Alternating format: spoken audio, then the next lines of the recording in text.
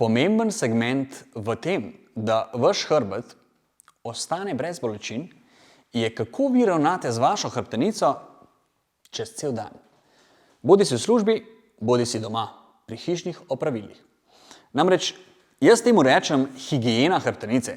Tako kot imamo higieno doma, čiščenje telesa, higieno zob, imamo tudi higieno hrbtenice.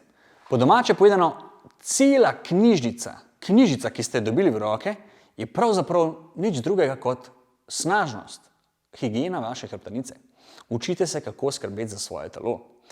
In v tem videu vam bom pokazal par idej, da vam dam malo zamisliti, zakaj je ta higiena toliko bistvenega pomena. Bolj kot katerakoli terapija ali pa masaža ali pa karkoli drugega.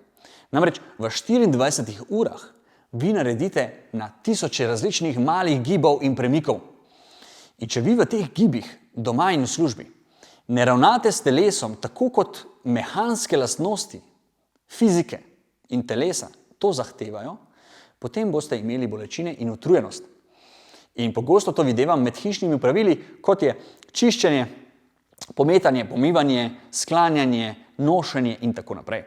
Nekaj idej in tehnik sem vam že pokazal v prejšnjih videih, tokrat pa si poglejte, kako lahko delate hišna opravila s čim manj bolečinami.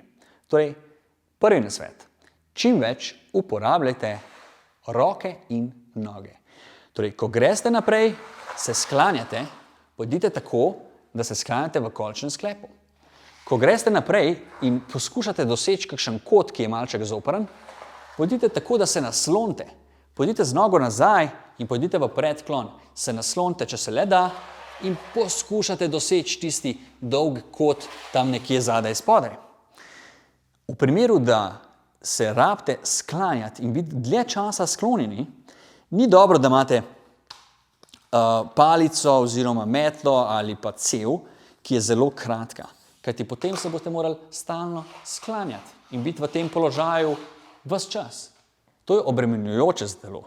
Torej, bodite tako, da imate podaljšano metlo oziroma podaljšan ročaj in da lahko prilagodite delo svoji višini. Torej, imejte podaljšano ročko, uprite se malček ob metlo.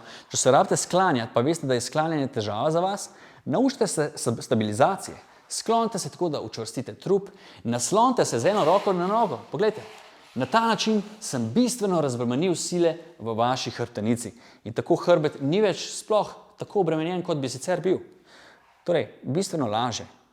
Pa še nekaj, če rabite dol in biti dlje časa dol, pa se sklanjati dlje časa, prihranite svojemu hrbtu bolečine.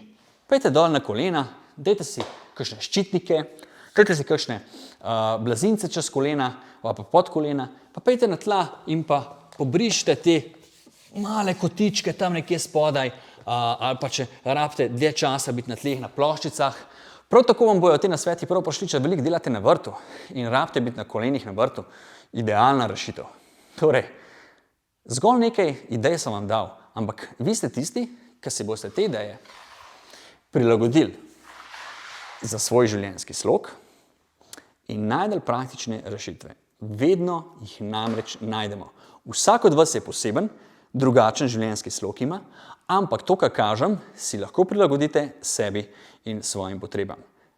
In na koncu boste imeli snažno, čisto in nebolečo hrbtenico.